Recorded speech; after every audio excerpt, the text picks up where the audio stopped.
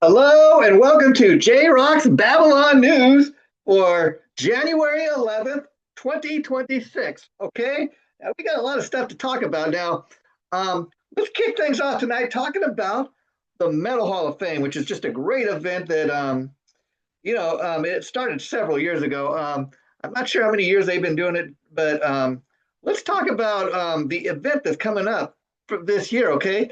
Now, here's everything you're going to want to know about this event.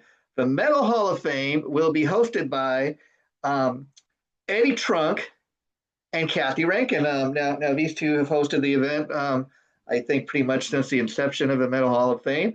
And the event this year will be taking place on January 21st, 2026. Now, there will be a celebrity red carpet event from 6 to 8 p.m. At the Rainbow Bar and Grill. So that will be going on there this year. And then let's see. Um, the Metal Hall of Fame inductions and All Star Jam will be taking place at the Roxy. And I believe that starts at 8 p.m. Okay, and then here is who's being inducted this year.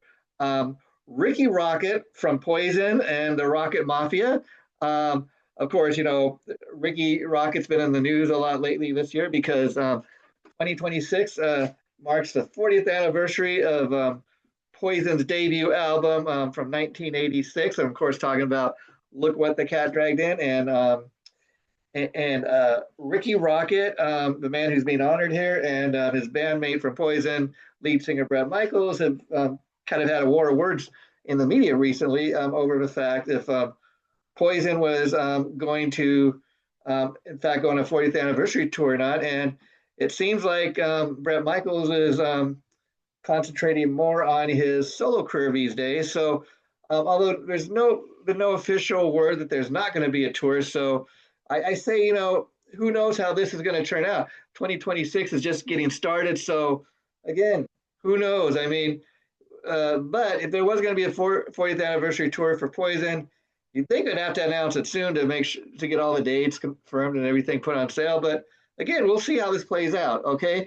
Um, Tracy Guns, is also being honored this year by the Metal Hall of Fame. Of course, talking about the man who co-founded Guns N' Roses. He is the Guns in Guns N' Roses, and of course, L.A. Guns has been his main band ever since 1985.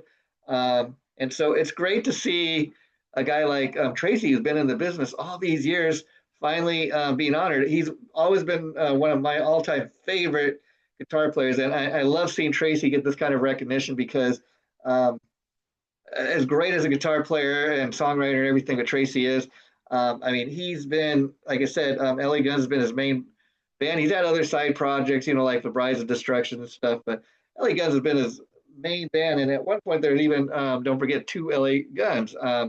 And so I love to see the fact that Tracy's finally being honored for his great guitar work. Because for years, I felt like Tracy Guns has been a very underrated guitar player. You don't see him too often. Like make the cover of Guitar World magazine. You don't see him, you know, um, in any kind of like the most popular guitar player award or anything like that. So it's nice to see that the Metal Hall of Fame is really honoring these guys. I mean, and again, as far as the Metal Hall of Fame this year, what they're doing is they're honoring the Sunset Strip because the Sunset Strip was a big part of metal back in the early to mid '80s. I mean, there was a time when you could walk down Hollywood Boulevard, folks, and everybody looked like they were a rock star. They had the big hair and the hairspray and all that. So again, it's finally great to see the Metal Hall of Fame honoring these guys. Um, okay, also another great guitar player. Now this is a guy that he, and rightfully so, he has been on the cover of like Guitar World many times. He's won most popular guitar player awards throughout his career. Of course, I'm talking about the legendary Rat guitarist Warren DeMartini. And as most Rat fans know, the guys in Rat, they've always kind of had trouble getting along. they could never really keep the band together. You know, it's been, I think, since 2010 they put out the last studio album, which of course was Rat's fantastic Infestation album. Um, it seems like the only guys in the band that really can even kind of get along at all is Warren DeMartini himself, and of course the band's lead singer, Stephen Pearcy. Now, over the years, they battled and they fought over who owned the right to the Rat name. Now, got to remember, Stephen Pearcy was the one that started the band years ago. He was the real founding member.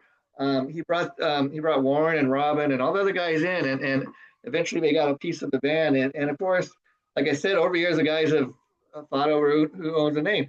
And basically, I think it's Stephen and Warren that own the Rat name. So, and what's interesting is even though they could probably go out and perform as Rat, they chose not to because I think Stephen has, in many interviews recently, said that he tried to keep Rat going for all these years, and the guys in the band just couldn't get it together. He couldn't get along, and he really is not into doing the band unless they can do it the right way. And he said he's been saying for several years now that he felt that Rat kind of died when Robin Crosby died. Um, Robin Crosby, of course, was a peacemaker in Rat. He was the one guy that everybody loved. He was the one band that kind of kept the band together. But when Robin's addiction kind of took him down, and ultimately took is what took his life. Of course, Robin has been dead for over 20 years now. He of course died from complications of AIDS, as everybody knows. I tell you, I really hope one day that somebody will make a movie about the life of Robin Crosby. I mean, Robin was a major player in Rat. He was a major player on the Sunset Strip, and he was the glue that kind of kept Rat together all those years. And even after Robin was no longer in the band, Rat carried on for several more years. But Stephen feels that Rat kind of died when Robin died, and he doesn't really want to go back to doing Rat unless everybody can kind of get along. And he does, and so these days, Stephen and Warren, while they have every right to go out and call themselves Rat, because I think the court awarded Warren and Stephen the name, they choose not to. So they choose to call something else. Of course, Stephen and Warren, I've heard in recent interviews talk about the fact that they're going out and calling themselves Piercy DeMartini rather than calling it Rat. They're celebrating the music of Rat. They're still playing the hits that they were very much involved in writing. And people can say what they will about this, but I'll tell you this. I would much rather see Piercy DeMartini than Bob Blotzer, the Rat's drummer, going out as with his fake Rat. Bob Blotzer never wrote a Rat song, so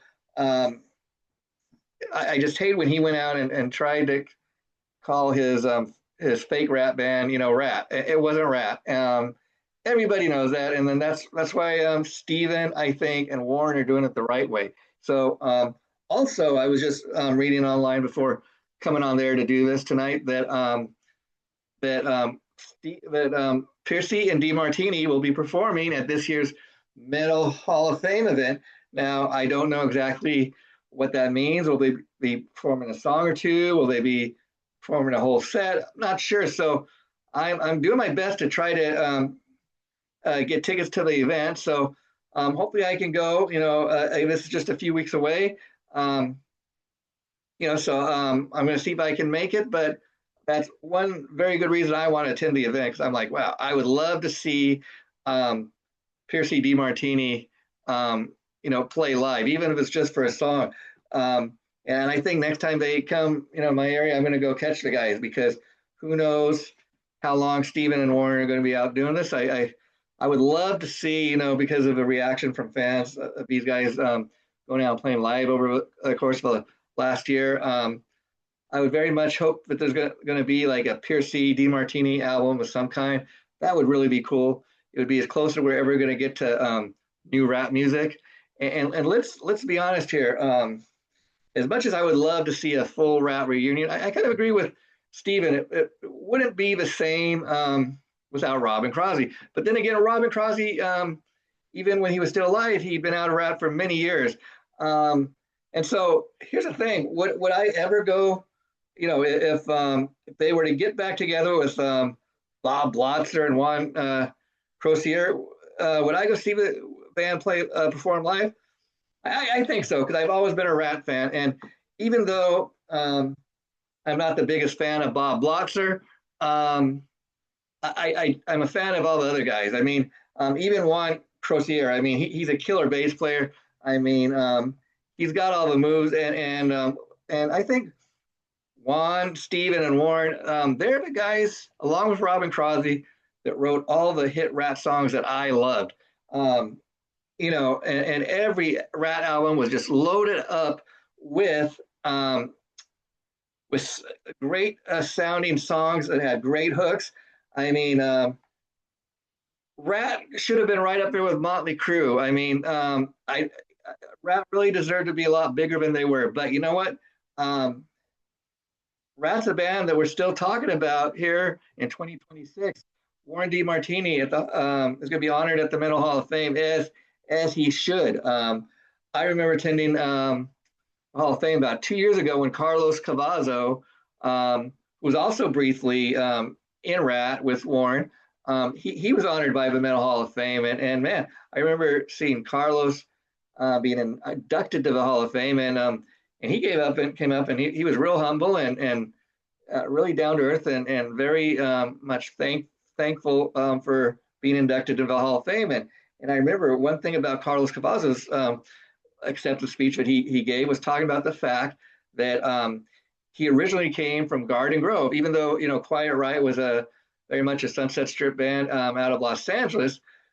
Carlos at the event, I remember talking about the fact that he was originally from Garden Grove, and he brought it up because of the fact that Garden Grove was just literally down the street where the event was being held that year in Anaheim, California. So I hope I get to go to this year's event. I'm going to do my best to. Okay, now Gilby Clarke. I've always been a huge Gilby Clarke fan. Gilby Clarke to me is another guy that really should have been much bigger. Now, Gilby, if you followed his career at all, before he was ever in Guns N' Roses, he was in this band Kills for Thrills, where and this other band Candy. Candy was a little more of a pop band. Kills for Thrills was a lot more kind of an '80s rock sound. They were like kind of right out of the Sunset Strip era, right before Guns N' Roses, and of course, when Izzy Stradlin left Guns N' Roses around 1992. Gilby was asked to fill his spot. And Gilby, the reason he didn't really work out with Guns N' Roses, not that he lacked talent or anything, but I remember about 2 years after he joined up with Guns N' Roses, when Guns N' Roses had some downtime, I remember Gilby releasing a solo album, Pawn Shop Guitars. That was his first ever solo album. As a Guns N' Roses fan, knowing that was a new guitar player in Guns N' Roses, I went out and got the album, and it's really kind of a heavy dose of like Rolling Stones influenced type of bluesy hard rock music. That's what Gilby Clarke would become known for, as far as his solo albums that he would put out. And the really thing I loved about, of course, it's a solo album, so Gilby wrote or co-wrote most of the songs, of course. In addition to playing guitar, he sang lead of course, on the album. And I became a real fan of of his ability as a songwriter, and a real fan of Gilby's, not just only his guitar playing, but his vocal ability.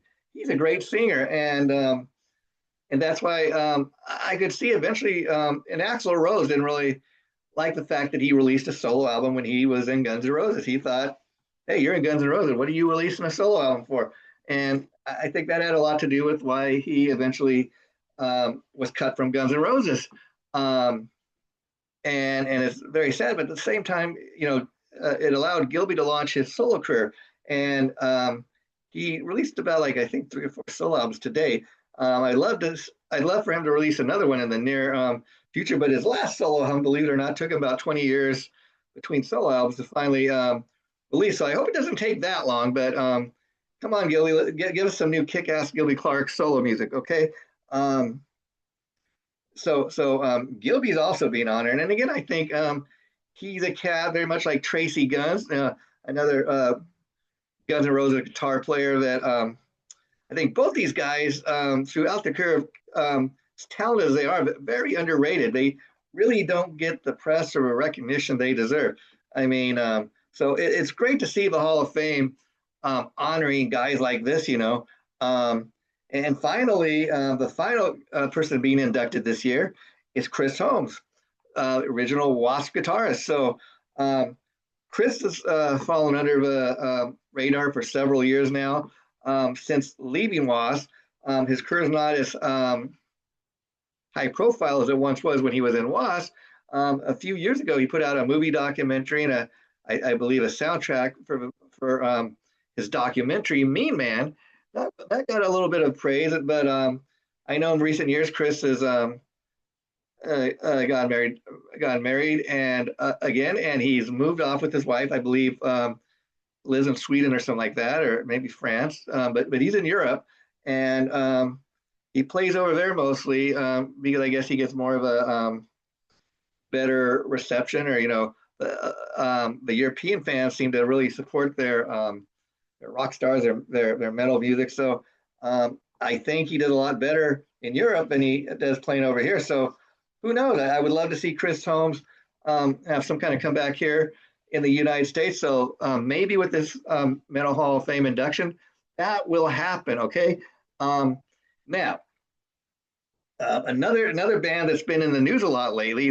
Last November, Kiss had the big event in Las Vegas at the Virgin Hotel. They took over the hotel for, I believe, 3 days, and man, it was a massive event. You had to have a truckload of money to get in.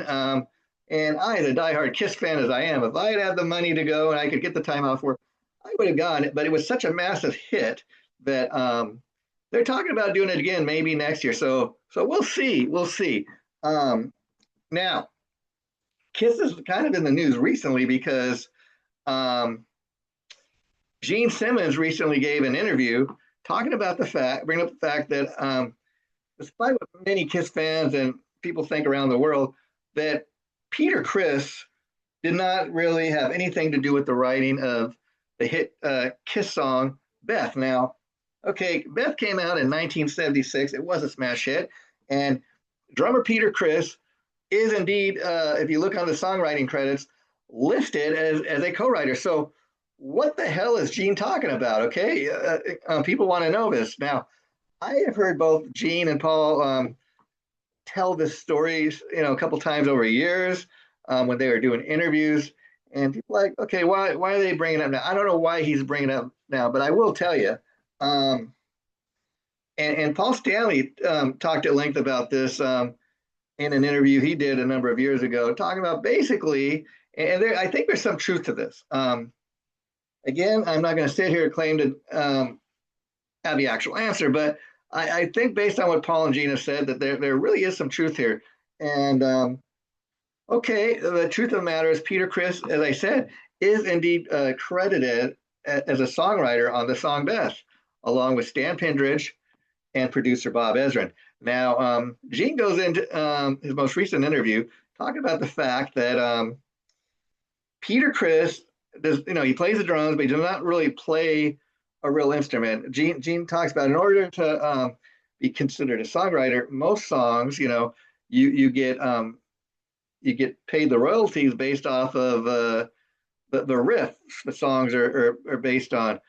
And so he's saying, Peter being a drummer, you can't really copyright a drum beat. And there may be some truth to this, but Paul brought this up a number of years ago in several interviews that he did over years, talking about the fact that, okay, if you look at all the Kiss songs that Peter Criss co-wrote, they're all songs that he co-wrote along with a guy named Stan Pendridge. Who is Stan Pendridge? Stan Pendridge, again, he was a guy that Peter Criss was in a band with. I believe Stan Pendridge was a bass player, but thanks to his relationship with Peter Criss. Peter and Stan Pendridge were in a band called Chelsea right before Kiss broke in the early 1970s, I believe it was. Now, Chelsea never broke out in a huge way, but of course, I believe the Chelsea album was released at one point, after Kiss had this big major explosion in their career. And so years later, you would see the Chelsea album like at Kiss conventions and stuff like that, and people would get a hold of it that way. But Chelsea is not something that had a massive hit on Billboard or anything. So again, when years later, after Chelsea is no longer a band, Peter Criss has made it huge with Kiss. Him and like I said, him and Stan Pendridge were in this band Chelsea together, and so when there was an opportunity to get some of the songs they wrote together on a Kiss album, Paul talked about the fact that Peter kind of took advantage of the fact, say, okay, Stan, if you want me to present some of these songs we wrote or that we did in Chelsea to get on a Kiss album, you're going to have to give me songwriting credit. And I kind of believe what Paul says because if you look at any of the songs, like, and I'm not just talking about Beth, but okay, let's take something like a Hooligan. That was another Peter Criss, Stan Pendridge song. And then if you look at the 1978 Kiss solo album, those are all songs that were co-written by Stan Pendridge and Peter Criss. And these are songs they wrote, I think, pre-Kiss when they were in the band Chelsea. I think many of these songs were written during that time period. Many of them maybe didn't even find a place on a Chelsea album, but they eventually found their way on a Kiss album. So Peter Criss was Stan Pendridge's connection, way to get some of these songs on a Kiss album. And so Paul brings up the fact that Peter Criss never had a single song of his on a Kiss album that he didn't co-write with Stan Pendridge. So there is some truth to what Gene and Paul are saying. Now, again, I think Peter got very lucky here, being listed as a songwriter on Beth. I've never heard Peter talk about the fact that he wrote the song Beth, or that he sat down and wrote the lyrics. Now he claims that he wrote it about his song. He wrote the song about his wife Lydia. Lydia Criss would go on to have become a big time photographer in the rock world, but Lydia Criss was Peter's first wife. Peter's been married 3 times at this point now. We sit here doing this, but his first wife was Lydia, and he would say that he wrote it about his wife Lydia Criss.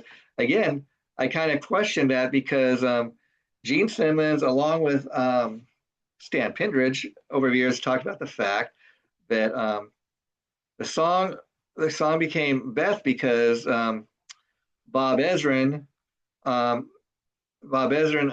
been presented the best song by Gene Simmons. Gene told Bob, "Hey, Peter had this song. He was kind of humming it in a limo when we were on the way somewhere together." And I asked him what that was, and he said it was a song that he had written from his old band Chelsea. The song had never been released or anything, and he asked Peter, "Oh, what's that?" And he says, "Oh, the song's called Beck." And then both Gene and Paul would tell, both Gene Simmons and Bob Ezrin would tell Peter, "Well, Peter, we'll work on this song because it sounds like this song Beck has some real potential. But first of all, if you put out a song called Beck, people are going to think that you wrote a song about Jess Beck." And then the other thing is Stan Pendridge brought up over years that the reason the song was called Beck originally was because the lead singer, Mike, his wife's name was Becky, and Becky was kind of always constantly, when Chelsea was in the recording studio, calling her husband Mike and interrupting the recording studio. So he kind of wrote the song about his wife, Becky, not Lydia, but Becky.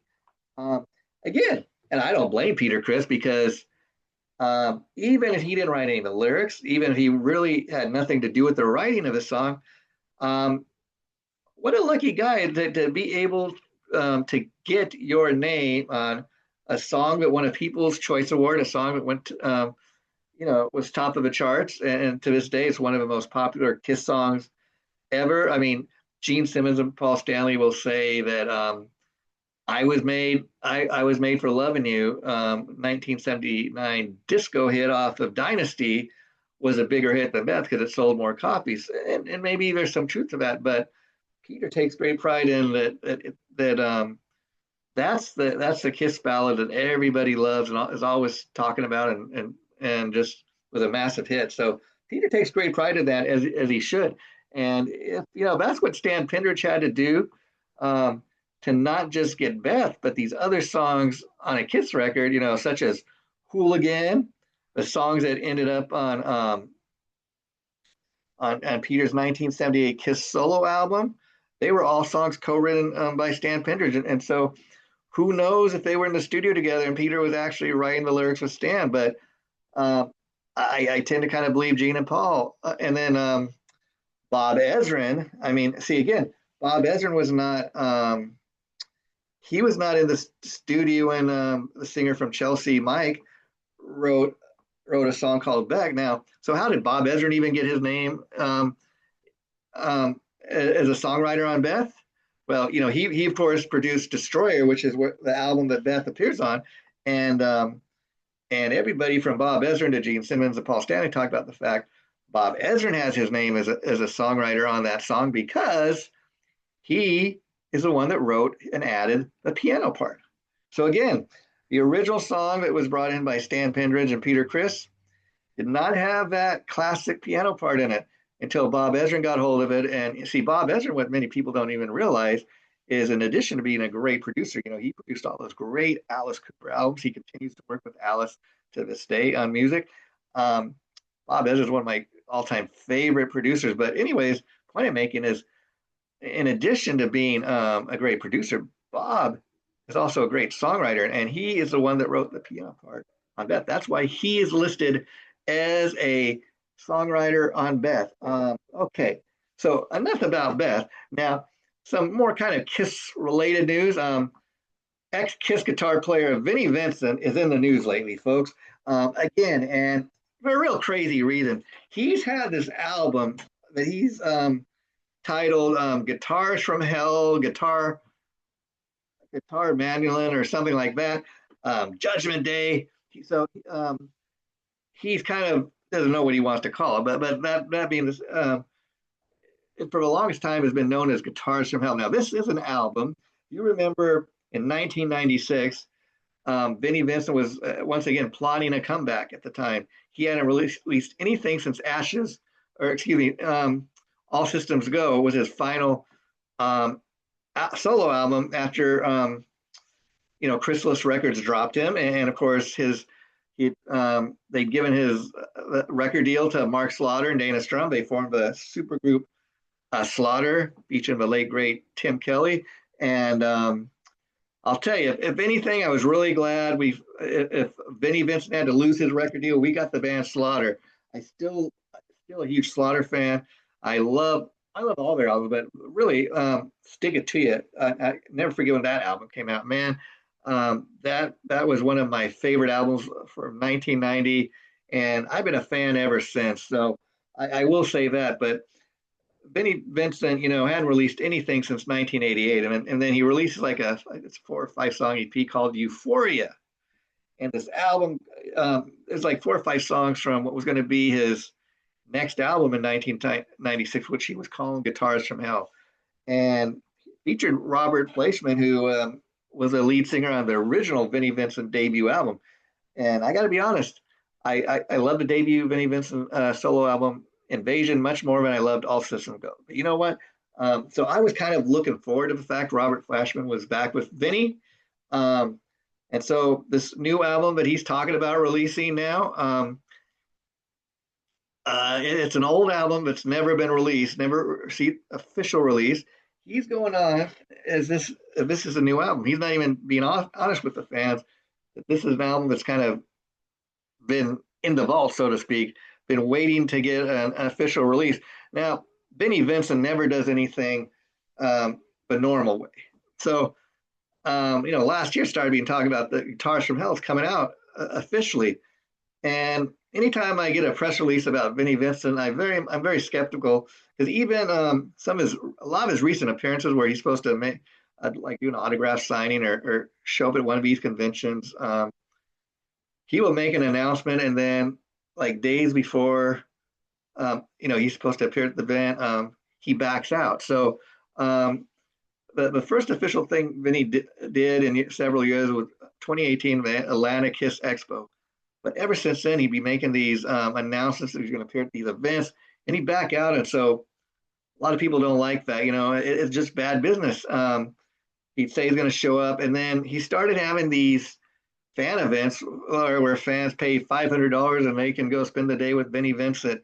And he's done a few of those, but again, am I a Vinnie Vincent fan? A little, but I would not pay $500 to spend the day with Vinnie Vincent at one of these events. I mean, I would even want to spend the $500 for the simple fact that I very much doubt if he was going to show up, if the event's going to be canceled or not. So there's that. And then a couple weeks back now, news of Vinnie Vincent getting ready to release this album, but rather than doing it the normal way, putting out an official full-length album, the album's been sitting around since 1996. Okay, just get it out there, Vinny. But no, so now he decided instead of releasing it through a record label, I think Vinnie Vincent is very lazy because one thing, he doesn't have a lot of money. He's looking to make money. I get that, but if he was even there, you know what I mean? People question his mental state, and I can see why, because a normal person would have it's not released an album or any new music since 1996, and it was a 4 or 5 song EP. Want to get the full length album out after all these years? Just do it. But no, Vinny decides he's not going to put the full length album. He's going to he's going to wait and see. He's going to sell a single song. The latest single off the alleged album is Raising the Serpent, or some Rise of a Serpent. And Vinny's announced that he's going to sell the single for, get this, $225. Okay, $200 just for the honor of having the one song. Okay, he's going to release it on a cheap looking CD. So the packaging, again, maybe they packaged it up and made a real nice package, but the image he showed, it looked rather cheap. So you're going to put together, you can charge your fans when you haven't released any new music in several years.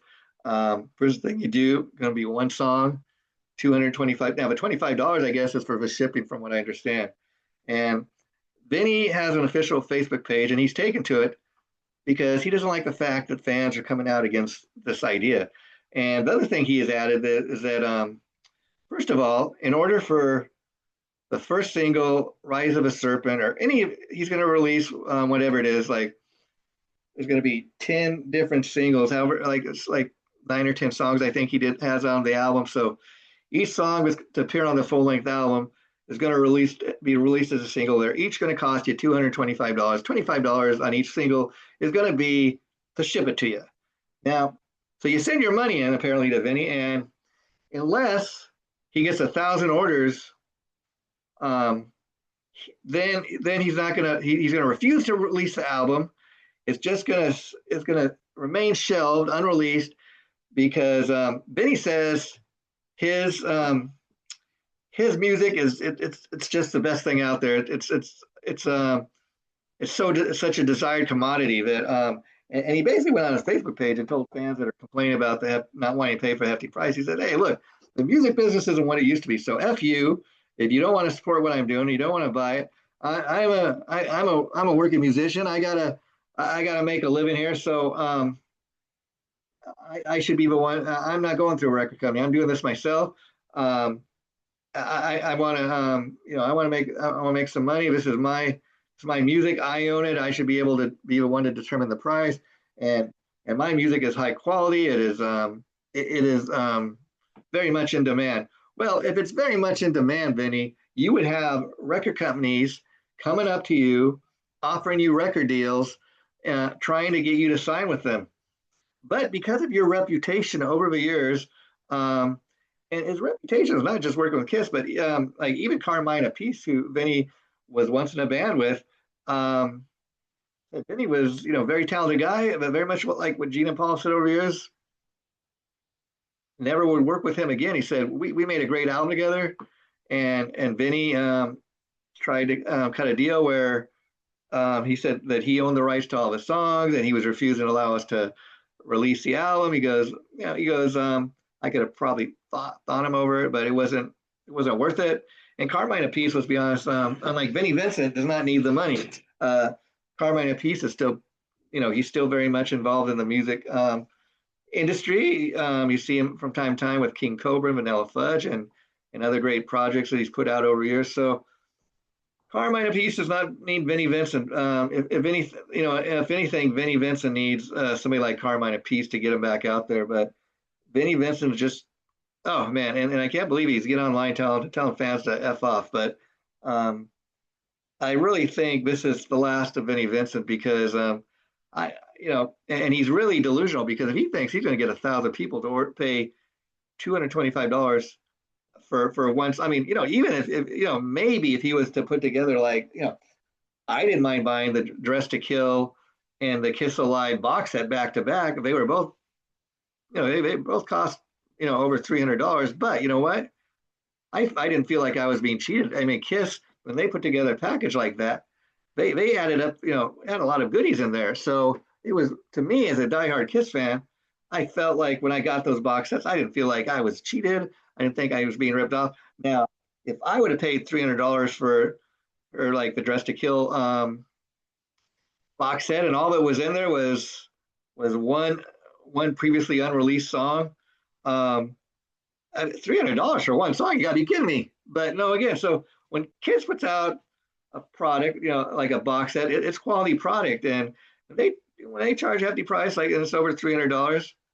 I know though from my previous experience as a Kiss fan that Kiss is not going to cheat me. You know what I mean? So again, there's that. And so Vinny is just crazy, and I'll be interested to see how the story plays out because I'm almost guaranteeing you that the album is going to be remain unshelved, or unreleased for a simple fact that Vinny Vincent does not get it. I mean, I would be interested to see, and then he's setting himself up for failure because when you tell yourself that okay, 1,000 people better order this, or I'm just going to refund everybody's money who does order it. So why not, if you're really desperate for making money, why not at least if somebody sends you an order, go ahead and send the CD to them. If somebody is a big enough Vinnie Vincent fan to spend $225 on one song, but no, he's saying unless he gets 1,000 orders, then the album will remain unreleased. So again, he doesn't even care what his fans think. If somebody's a diehard enough Vinnie Vincent fan to pay $225 for one song, how are you going to refund their money, Vinny? Because for one song, $225, that's a crazy price to ask. I've heard all kinds of other people online talking about this and saying, okay, you know what? If Vinnie Vincent, if maybe he put out a full length album, and he added some little goodies to like Kiss did with their box set. But again, Vinny doesn't have a good track record. Several years ago, he was also going to put out a Vinnie Vincent Archives box set. People sent him their money. I don't think he ever refunded that. So a lot of people bring that up. And well, hey, what happened to the archives? You never sent me my CD box set. So you don't have a great track record. That's why this is going to fail. It's going to ultimately fail. Okay, now some exciting news also came out this week for all you Van Halen fans. Now, Alex Van Halen been pretty inactive since the death of his kid brother Eddie Van Halen in 2020. And basically, Alex, throughout most of his career, he never really created or wrote music with anybody but his brother Eddie. And so he's for that reason alone, the only thing Alex has recently done in recent years, he put out that great book last year in 2024 called Brothers, talking about his career and his life with his brother Eddie, and so now Alex Van Halen comes out on Iron Maiden drummer Nico McBrain's podcast, Metal Sticks, I believe it's called, and he lets the cat out of the bag that he is working on a new album with Steve Lukather, the guitar player from Toto. And apparently the Van Halen brothers and Steve Lukather were really good friends, especially Eddie.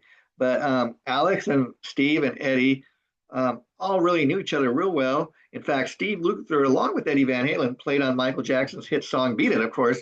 That's, I believe, where they first came to know each other. But in this recent interview, Alex talked about the fact that Steve and Eddie were very close and they worked together over the years. And so, from what it sounds like, Alex Van Halen says there's some unreleased Van Halen music that, or record. So we don't know what it is. If these are just like instrumental tracks or riffs, but I think a lot of it is songs that, like unfinished songs that Alex and Eddie over years recorded. And apparently, Steve Lukather has come out and he said that him and Alex are kind of working on an album together, but Steve Lukather says he's going to be much more involved kind of as a producer, helping Alex pick the tracks that are going to appear on the album. Alex also let the cat out of the bag that besides Steve Lukather, he's working with a couple other musicians.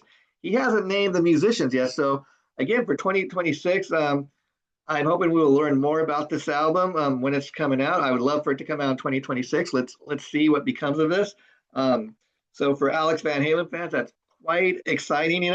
Also, we're talking at the top of this news special or news report, I should say, about the fact the Metal Hall of Fame is going to honor the Sunset Strip with the people who are inducting this year. And I bring this up because Paul Shortino, let's not forget, he was the lead singer who famously replaced late great Quiet Riot singer Kevin DuBrow when now Kevin was still alive at the time, but he'd been thrown out of Quiet Riot by the other guys in the band, and Paul Shortino came on board in 1988, and they recorded a self-titled album, Quiet Riot. Now, I recently was reading online today that Paul Shortino, along with former Quiet Riot guitarist Carlos Cavazo, they're both trying to get the rights back to that 1988 Quiet Riot album that Paul appeared on. Of course, Paul Shortino only appeared on the one album, Quiet Riot, because after that album failed to do anything commercially, or Paul Shortino was let go, and Kevin DuBrow, of course, famously came back to Quiet Riot, and he would stay with Quiet Riot until the day Kevin DuBrow died. Now, Paul Shortino's talking about the fact that Frankie Benelli is since passed on, that Frankie's widow, Regina, owns the rights to the drum tracks that are on that album, and so there's talk that if Carlos and Paul Shortino are able to get the rights back to the self-titled Quiet Riot album, that they want to re-release it and supposedly see if Carmine Appice would be interested in re-recording the drum tracks. Now, here's the interesting thing about that.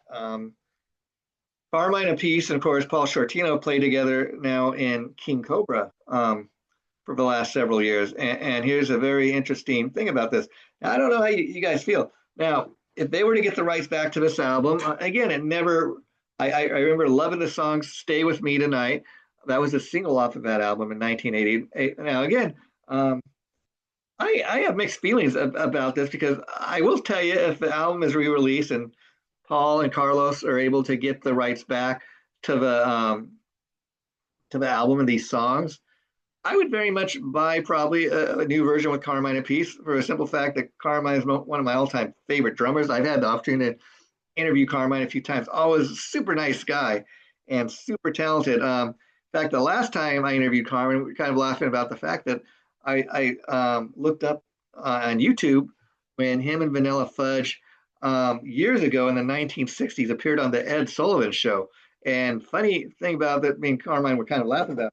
I brought up the fact that if you watch that performance, and I urge you guys to go on YouTube and type in Vanilla Fudge on the Ed Sullivan Show, man, except for the fact he's the drummer of the band, you might not recognize Carmine because believe it or not, when they performed on the Ed Sullivan Show, he did not have his famous mustache. And if you're a Carmine Peace fan, you know what I mean. I couldn't believe seeing Carmine without that famous mustache. Oh man. So again, I kind of have mixed feelings because again, Frankie Benelli is no longer with us, and so I don't know how I feel about, and I don't quite understand, except for maybe the fact that if they want to re-release the album, maybe they're allowed to do it. But if they were to leave Frankie's drum tracks on it, I think they might have to pay Frankie's wife. Now, again, why they would not want to do that? Maybe they don't have the money. I don't know. But again, I have mixed feelings about it because again, Frankie is very much part of the Quiet Riot sound. And at that time, Frankie and Carlos were the only kind of remaining members of Quiet Riot from the Mental Health era. So I kind of got mixed feelings about that. But let's see how this plays out, and maybe we get some more news on it. We'll talk about it in a future newscast. Now, here's another thing I read to close this up tonight. This news report. Legendary singer bassist, many of us first came to know in Deep Purple, Glenn Hughes. Been a successful solo artist for many years now. His latest solo album, I believe, is called Chosen, was released at the end of 2025. Don't really have much to say on this except for this is about all we can say. Glenn Hughes recently put out a press release saying that his 2026 U.S. tour is being canceled for now due to a minor health issue. Again, can't really elaborate on what the health issue is because that's all that it says in the press release. So again, this will be something that we will continue to watch. Now, I want to thank you guys for tuning in to tonight's episode of JRock's Babylon News for January 11th, 2026. You might notice that I created a little new background. I think that looks a little better than our previous one. So let me know what you think about that. And this has been fun. I think the news updates are going to start being a little more like this. Instead of talking about just maybe one topic, we'll talk about several topics like I did for tonight. I think it's a better way of doing this. So let me know what you think. And thanks for tuning in to the latest episode of JRock's Babylon News. I'm your host, Jason JRock Houston. Thanks for checking this out and supporting what we do. Remember to go to the YouTube page or our Facebook page and support what we do because that is the only way you guys, if you subscribe, are going to be notified of all our latest episodes. So thanks for doing that. Bye for now.